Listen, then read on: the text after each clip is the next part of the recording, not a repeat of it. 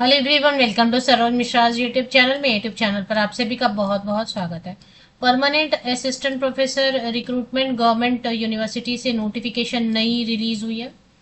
तो permanent post है। सबसे पहले तो असिस्टेंट प्रोफेसर की पोस्ट है, तो कोई फ्रेशर भी है, मतलब जीरो एक्सपीरियंस के साथ भी है, तो आप अप्लाई कर सकते हैं। अप्लाई फ्रॉम ऑल स्टेट, किसी भी जगह से, मतलब हर जगह से अप्लाई कर सकते हैं, किसी भी स्टेट से या किसी भी यूनियन टेरिटरी से।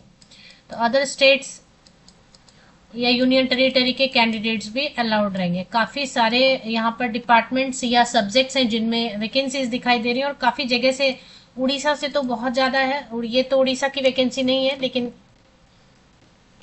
चलिए देख लेते हैं नोटिफिकेशन के हिसाब से। आर्किटेक्चर एंड लैंडस्केप डिज़ाइन, इसमें थोड़ा सा डिफरेंट वे में दिया हुआ। ओपन मेरिट करने का मतलब है, यहाँ पे ओपन मेरिट जहाँ पे लिखा है ना, मतलब अनरिजर्व कैटेगरी, अनारक्षित, मतलब इसमें किसी भी कैटेगरी के कैंडिडेट, जहाँ पे भी ओपन मेरिट लिखा है उसमें किसी भी कैटेगरी के कैंडिडेट अप्लाई कर सकते हैं। बायोटेक्नोलॉजी में वैकेंसीज है। बिजनेस मतलब एमबीए के लिए। केमिस्ट्री, सिविल इंजीनियरिंग में वैकेंसीज हैं। कैटेगरी चेक कीजिए। सिविल इंजीनियरिंग के बाद computer science and engineering, Dogri, economics, electronics and communication, English में वैकेंसीज हैं। हिंदी में है statistics, mathematics, mechanical engineering, philosophy, physics and Sanskrit. इसमें बीच बीच में एक दो जगह एसोसिएट है, प्रोफेसर है, अदरवाइज सब जो है ना।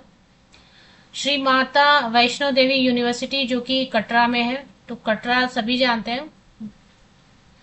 तो माता वैष्णो देवी यूनिवर्सिटी का नाम रखा है, कटरा में ही है।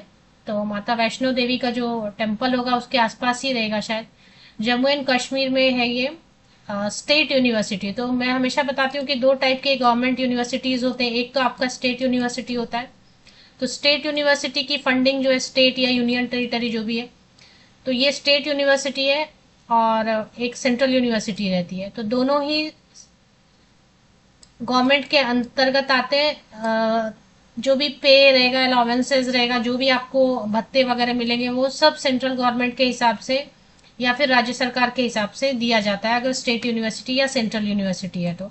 इसकी परमानेंट नौकरी मतलब सरकारी नौकरी, स्थायी नौकरी। तो यहाँ पे लिखा है इन्होंने, Shri Mata Vaishno Devi University invites online application for various teaching position under direct recruitment. Direct recruitment का मतलब सीधी भर्ती, मतलब ऑल इंडिया लेवल पर सभी अप्लाई कर सकते हैं।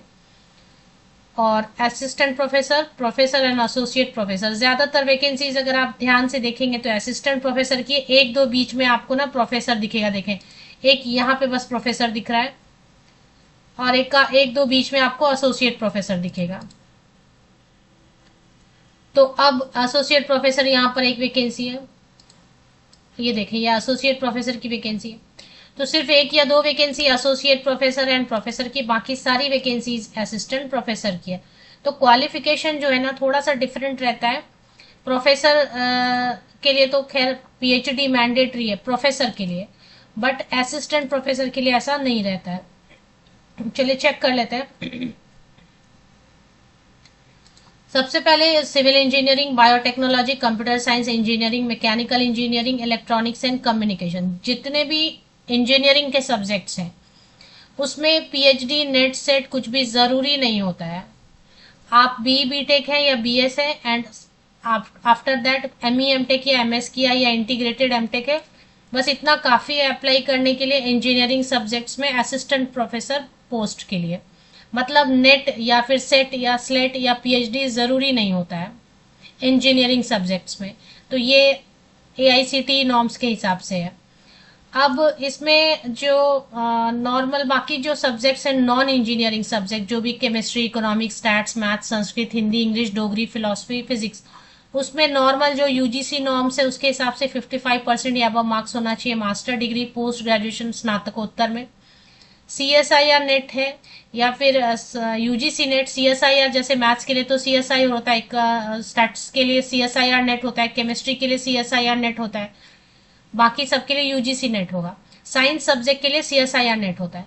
तो सीएसआईआर नेट है या फिर यूजीसी नेट है, या फिर अगर जम्मू कश्मीर में सेट स्लेट होता है तो जे&के का अगर आपके पास सेट या स्लेट है तो वो भी कैंडिडेट अप्लाई कर सकते हैं।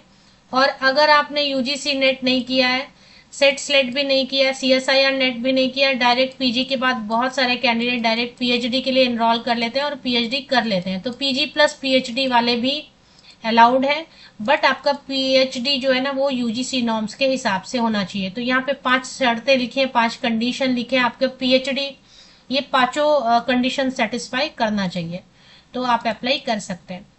तो अब इसकी लास्ट डेट क्या है, 23 जून से ही ऑनलाइन एप्लीकेशन शुरू हो चुकी है एंड 22 जुलाई कंप्लीटली पूरी तरह से 1 महीने का टाइम दिया गया है। और साथ ही साथ ऑनलाइन एप्लीकेशन के बाद आपको एप्लीकेशन जो आप फिल करेंगे उसको डाउनलोड करके प्रिंट लेके फिर ऑफलाइन मोड में भी अप्लाई करना है। तो ऑफलाइन मोड में क्या क्या चीजें हैं जो अटैच करनी है, सारा सर्टिफिकेट अटैच किए, पासिंग सर्टिफिकेट, मार्कशीट, जितने भी आपके 10वीं से लेके अभी तक के। ये एड्रेस दिया हुआ है, एडवर्टीजमेंट नंबर, डेट, ये सब लिख के आपको यूनिवर्सिटी के एड्रेस पर भेजना है। फीस की डिटेल पॉइंट नंबर 21 पे लिखा हुआ है।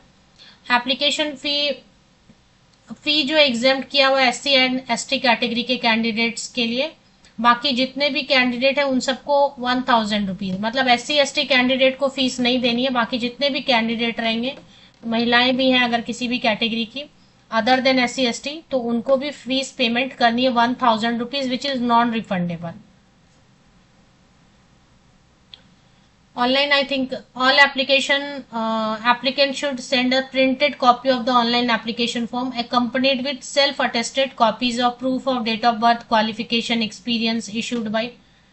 अपना एक एड्रेस, तो क्या क्या चीजें अटैच करनी है ना वो यहाँ पर लिखा हुआ है, क्या क्या आपको भेजना है। पहले तो आपने ऑनलाइन अप्लाई किया, ऑनलाइन अप्लाई करने में तो ठीक है, आपको उसमें जो जो कॉलम आएगा वो आप फिल करेंगे, वहां पे जो भी अपलोड करने का डॉक्यूमेंट ऑप्शन आएगा वो आप अपलोड कर देंगे। बट जब आप ऑफलाइन मोड में भेज रहे हैं तो क्या क्या चीजें अटैच करनी है वो यहाँ पर मेंशन किया हुआ है। ठीक से एक एक लाइन पढ़िए इसको, पॉइंट नंबर 23 को, क्या क्या चीजें आपको अटैच करनी है और किस एड्रेस पे भेजना है। To the registrar Shri Mata Vaishno Devi university Katra, pin code दिया हुआ है, भारतीय डाक सेवा इंडियन पोस्टल सर्विस यूज करते हुए रजिस्टर्ड पोस्ट या स्पीड पोस्ट से ही भेजना है केवल।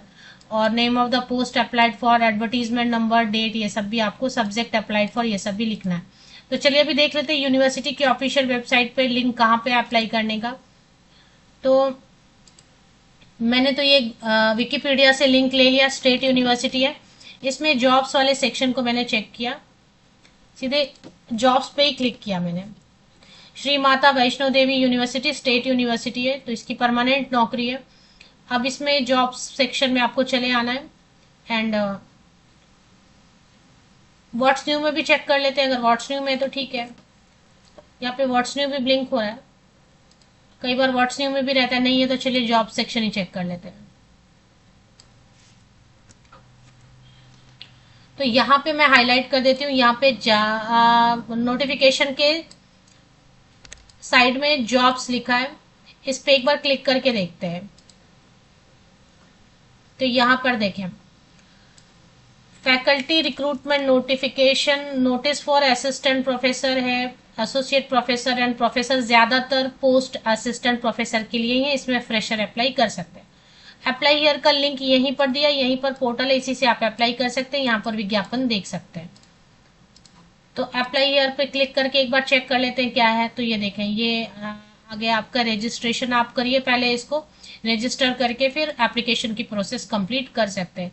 तो Shri Mata Vaishno Devi university state university की ऑफिशियल वेबसाइट की लिंक के लिए या तो आप विकिपीडिया को सर्च कर लीजिए या फिर मेरे इसी यूट्यूब वीडियो, जो वीडियो अभी आप यूट्यूब वीडियो देख रहे हैं इसका डिस्क्रिप्शन बॉक्स है, इसी डिस्क्रिप्शन बॉक्स को नीचे तक स्क्रॉल डाउन करके चेक कर लीजिए, आपको लिंक मिल जाएगी ऑफिशियल वेबसाइट की, इसी यूनिवर्सिटी की ऑफिशियल वेबसाइट को।